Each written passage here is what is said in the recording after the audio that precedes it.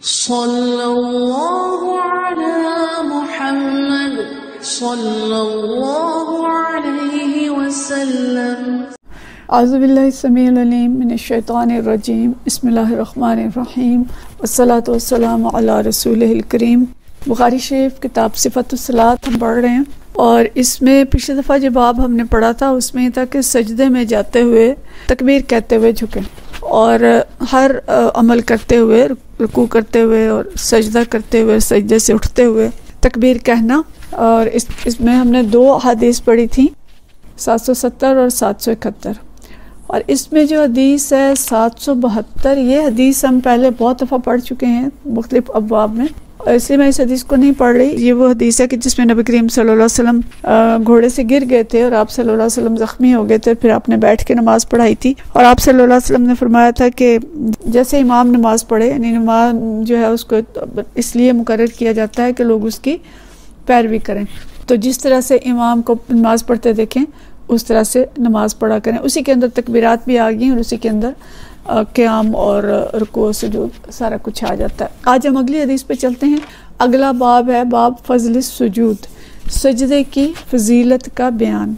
हदीस है 773 और ये तवील हदीस है। अब मैं इस हदीस को बस पहले पढ़ दूंगी और फिर अलग से हम इसकी तशरीह जो है वो देखेंगे। तवील और बड़ी अहम हदीस है, इंशाल्लाह इसको गौर से सुने।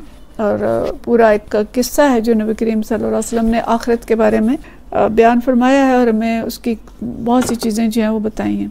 तो बिस्मिल्लाहिर्रहमानिर्रहीम, यह हदीस भी हज़रत अबू हुरैरा रज़ियल्लाहु ताला अन्हु से रवायत है। अन्ना अबू हुरैरा अख़बरहुमा, हज़रत अबू हुरैरा ने ख़बर दी, जो पीछे रावी हैं वो ये बयान कर रहे हैं। अन्नास क़ालू, लोगों ने कहा, या रसूलल्लाह सल्लल्लाहु अलैहि वसल्लम, हल नरा रब्बना यौमल क़ियामा, क्या हम यौम क़यामत में अपने रब को देखेंगे? क़ाल, आपने फरमाया, फ़हल तुमारून फ़िल क़मर लैलतुल बद्र लैसा दूनहु हिजाब, क्या तुम्हें कोई शक होता है चाँद को देखने में, 14वीं रात के चाँद को देखने में, जबकि उसके ऊपर कोई पर्दा, कोई बादल वगैरह ना हो? क़ालू ला, उन्होंने कहा नहीं, ला या रसूलल्लाह। तो सहाबा ने कहा कि नहीं या रसूलल्लाह, हमें कोई मुश्किल नहीं होती है, हम 14वीं के चाँद को जब उसके ऊपर बादल भी ना हो बड़ी आसानी से देखते हैं। क़ाला, आपने फरमाया, फ़हल तुमारून फ़ी शम्स, क्या तुम्हें सूरज को देखने में कोई मुश्किल होती है? लैसा दूनहा सहाबुन, जबकि उसके ऊपर बादल ना हो? क़ालू ला, कहते हैं नहीं। क़ाला, फिर आप सल्लल्लाहु अलैहि वसल्लम ने फरमाया, फ़इन्नकुम तरौनहु कज़ालिक, तो तुम ऐसे ही उस दिन अपने रब को देखोगे इंशाअल्लाह। युहशरुन्नासु यौमल क़ियामा, यौम क़यामत में लोग जमा किए जाएंगे। फ़यक़ूलु, फिर कहा जाएगा, मन काना यअबुदु शैयन फ़लियत्तबि, कि जो कोई जिसकी बंदगी करता था वो उसके पीछे जाए, उसका इत्तबा करे। फ़मिनहुम मन यत्तबि शम्स, कुछ लोग होंगे जो सूरज की इबादत करते थे उसकी पैरवी करेंगे। वमिनहुम मन यत्तबिउल क़मर, कुछ चाँद की पैरवी करेंगे। वमिनहुम मन यत्तबि तवागीत, और कुछ ऐसे होंगे जो तवागीत की पैरवी करते होंगे, दीगर जो माबूदान बातिल हैं, तो वो उनके पीछे जाएंगे।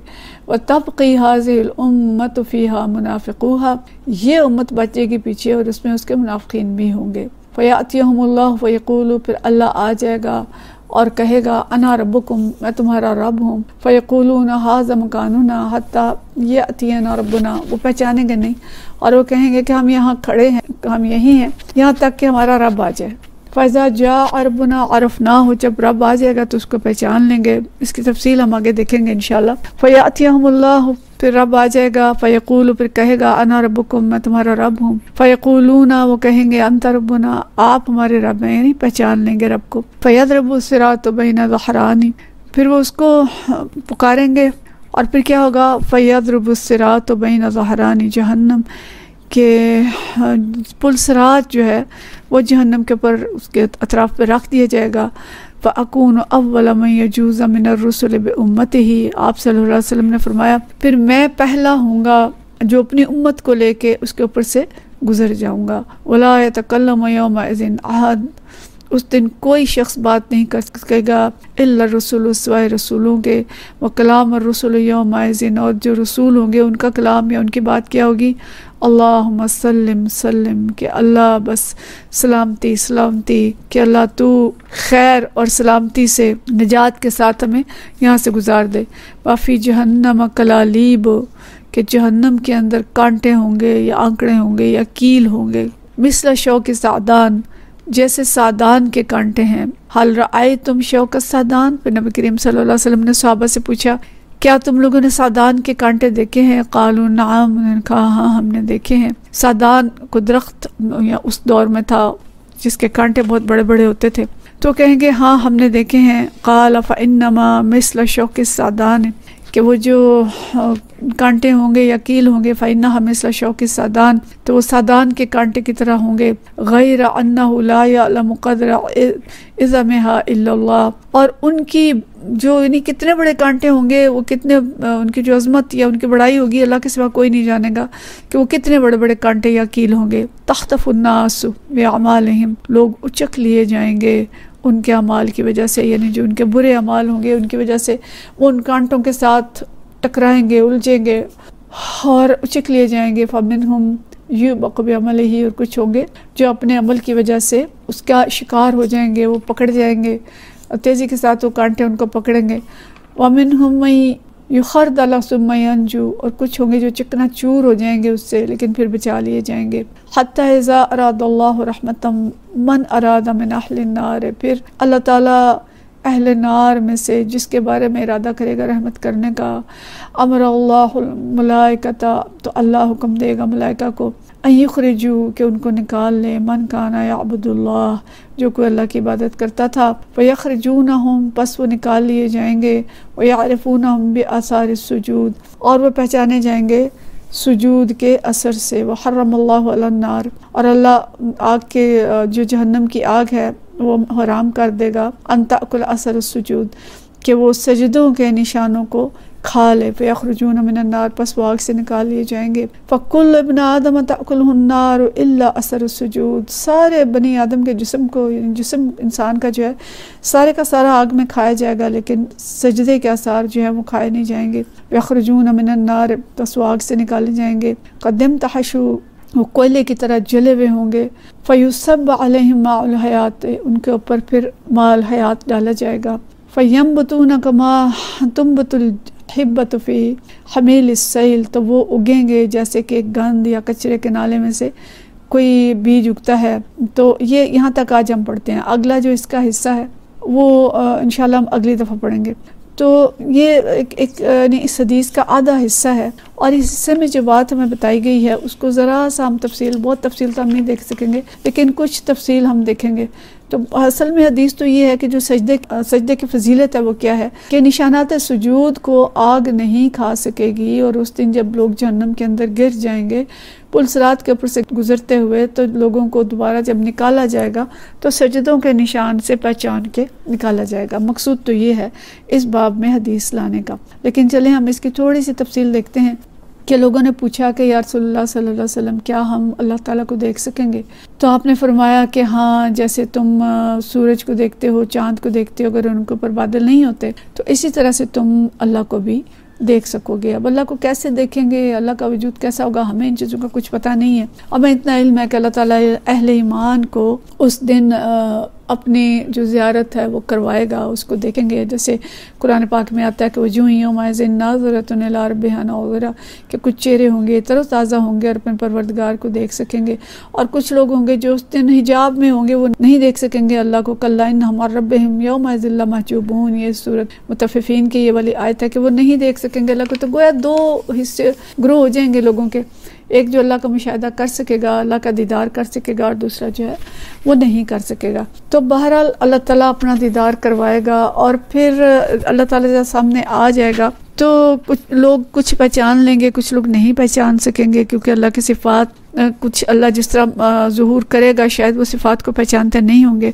और बाद में फिर अल्लाह उस अंदाज में ज़ुहूर करेगा कि जो जिसको वो पहचानते होंगे तो वो जान लेंगे कि ये हमारा अल्लाह ताला है। तो उसके बाद क्या होगा कि जहन्नुम के ऊपर पुलसरात जो है वो रख दिया जाएगा, और ये पुलसरात हमने इसकी जो हदीस में हमें दीगर तफसील मिलती है कि वो इतना तलवार की तरह तेज़ और बारीक पुल होगा, उसके ऊपर से गुजरना जो है बहुत मुश्किल होगा। तो लेकिन अल्लाह ताला अहले ईमान को उसके ऊपर से गुजारेगा, और नबी करीम सल्लल्लाहु अलैहि वसल्लम फरमाते हैं कि सबसे पहले मैं गुजरूंगा और मेरी उम्मत होगी, और पीछे जो है वो दीगर उम्मत के लोग होंगे, दीगर उम्मतें होंगी जो उसके ऊपर से गुजरेंगी। उस दिन ऐसी हैबत छाई होगी, ऐसी दहशत होगी कि कोई भी उस दिन बोलेगा नहीं सिवाय अम्बिया के। और अम्बिया भी क्या कह रहे होंगे, अल्लाहुम्मा सल्लिम कि अल्लाह हमें सलामत रखना, हमारी उम्मत को सलामत रखना।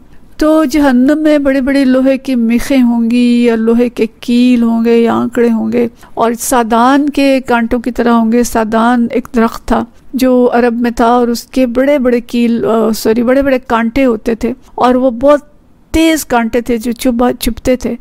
तो इसकी मिसाल दी गई कि बस थोड़ी सी तशबीह दी गई कि उस दरख्त के कांटों की तरह इंतहाई बारीक कांटे होंगे जो जिस्म में चुभ जाएंगे, लेकिन उनकी लंबाई कितनी होगी, जो जहन्नम के कांटे हैं किसी को नहीं मालूम कितने लंबे होंगे, जिस्म में किस हद तक घुसेंगे वो अल्लाह ही जानता है। तो जो पुल सिरात के ऊपर से गुजरेंगे ना तो समझे नीचे जहन्नम के बड़े बड़े कांटे हैं, अस्तगफिरुल्लाह, उसके ऊपर लोग गिर रहे हैं, उन कांटों में फंस रहे हैं, उनके टुकड़े हो रहे हैं और अस्तगफिरुल्लाह, और वो इसके अंदर गिरते चले जाएंगे। तो और लोगों के जैसे जैसे अमाल होंगे ना उस तरह ये कांटे जो हैं वो लोगों को उचक लेंगे। कोई ऐसे अमाल कबायर गुनाह अल्लाह ताला माफ़ करे कि इंसान के बदन में चुभेंगे, इंसान वहाँ से गुजरेगा, फिर दूसरा कांटा पकड़ेगा, फिर तीसरा पकड़ेगा। तो इस तरह से लोग जो हैं वो उनको कांटे लगते चले जाएंगे। और कुछ लोग हवा की रफ्तार से जो नेक लोग होंगे गुजर जाएंगे, कुछ इंतहाई तेज़ रफ्तार घोड़ों की रफ्तार से गुजर जाएंगे और कुछ होंगे जिनको जो लोहे के जो कांटे हैं वो पकड़ लेंगे और वो जहन्नम के अंदर गिरा देंगे। और कुछ लोगों के बारे आता है कि वो ऐसे होंगे कि जिनको रगड़ा दिया जाएगा और उनको गिरा दिया जाएगा, और कुछ लोग होंगे फिर जो उससे निजात पा जाएंगे। तो निजात कौन पाएंगे कि जो इबादत गुजार लोग होंगे। यानी खौफ भी आता है इसको पढ़ के कि इबादत गुजार लोग भी पुल सिरात से नीचे गिर जाएंगे, उनको भी वो कांटे जो हैं वो उचक लेंगे। और ये कौन होंगे, मेरे भी इबादत करते हैं, कुरान पढ़ते हैं, नमाज पढ़ते हैं, साथ साथ वो और गुनाह करते हैं, नाप तोल पूरा नहीं करते, वो लोगों के हक मारते हैं, सूद खाते हैं, चोरी करते हैं, वो पता नहीं क्या क्या कौन कौन से कबायर है सब हम गिन लें, वालिदैन की नाफरमानी करने वाले हैं, वो शिर्क अगर करते हैं तो ज़ाहिर है फिर तो उनकी इबादत उन्हें बिल्कुल ही काम नहीं देंगी। जितने भी कबायर हैं उनके बारे में सोच लें कि जो कबीरा गुनाह भी करते हैं और साथ नमाज भी पढ़ते हैं, तो ऐसे लोग जो हैं ज़ाहिर है वो इबादत तो उनकी जो है वो काम नहीं देंगी वहाँ पे और जहन्नम के अंदर गिर जाएंगी। तो जितने जितने उनके गुनाह होंगे उतने उतने साल उतना अरसा जब वो जहन्नम में रह लेंगे, उस गुनाह की सज़ा पूरी हो जाएगी तो फिर शायद अल्लाह ताला हुक्म देगा कि इनको निकाल लो। और फिर फरिश्ते जाएंगे और देखेंगे कि उनके जो आज़ाए सजदा हैं, यानी माथा और उनके जो पाँव पे और घुटनों पे जो जो सजदे के निशान हैं उनके ऊपर चमक होगी, उनको जहन्नम की आग नहीं खाएगी, तो उनको निकाल लिया जाएगा। लेकिन बाकी जो होगा क्या होगा कि वो बिल्कुल स्याह हो चुके होंगे, उनकी हड्डियाँ और गोश्त बिल्कुल कोयले की तरह हो चुके होंगे, तो उनको वहाँ से निकाला जाएगा। इससे हमें कोई शय ना मिले कि जी बच ही जाएंगे ना आखिरकार। तो देखें ये बच जाना, आग के अंदर जलना कोई आसान बात है। दुनिया की आग पे हम ख्वातीन तो बहुत अच्छी तरह से समझते हैं कि रोटी पकाते हुए भाप भी लग जाती है तो बर्दाश्त नहीं होती, और थोड़ा सा बर्न अगर होता है तो किस तरह की उसकी तकलीफ़ होती है। तो ये कैसे सोचा जा सकता है कि कई हज़ार साल जहन्नम में जलते रहें, फिर किसी को नबी करीम सल्लल्लाहु अलैहि वसल्लम की शिफात की बख्शिश होगी, किसी को किसी और तरह से, लेकिन कोई बड़ी आसान बात तो नहीं होगी। बहुत मुश्किल है जहन्नम के अंदर जलना और वो भी हज़ारों साल तक जलना। तो निकलेंगे तो फिर जो सुजूद के असरात हैं उनसे, इसलिए इस बाब में इमाम बुखारी इसको लाए कि सजदे की अहमियत जो है वो कितनी है। फिर उनको निकाला जाएगा और फिर एक नहर होगी, उस नहर का नाम माल हयात होगा। तो फरिश्ते इन लोगों को इस नहर में डालेंगे और फिर उस नहर में वो नए सिरे से उनके अजसाम जो है वो नशो नुमा पाएंगे और कोयले के असर और जो जलन का असर है उसका ख़ात्मा होगा। और फिर जैसे एक नदी आती है और नदी अपने साथ जरखेज़ मिट्टी को लाती है और उसके अंदर चीज़ें उगती हैं, इस तरह से ये दोबारा से उगेंगे और जहन्नम के जो असरात हैं वो उनके ऊपर से ख़त्म होंगे। तो अल्लाह ताला अपनी रहमत करे और हम सबको उस आतिश दोज़ख से बचा ले और हमें दोबारा अल्लाह ताला इसकी नौबत ना आने दे कि कोई जहन्नम में गिर जाए और फिर निकालना पड़े। तो अल्लाह ताला नेकियों का पलड़ा भारी करे और बुराइयों का पलड़ा हल्का करे। इसलिए हमें देखते रहना चाहिए कि नेकियां करते हुए हम कोई साथ ऐसे गुनाह तो नहीं कर रहे कि जो हमारी नेकियों के सुराख उसमें से होते जाएं और हम बिलाखिर माज़अल्लाह दोज़ख में गिर जाएं। अल्लाह ताला रहम फरमाए और सबको दोज़ख से निजात अता फरमाए। वाखिर दावाना अनिल हम्दुलिल्लाहि रब्बिल आलमीन।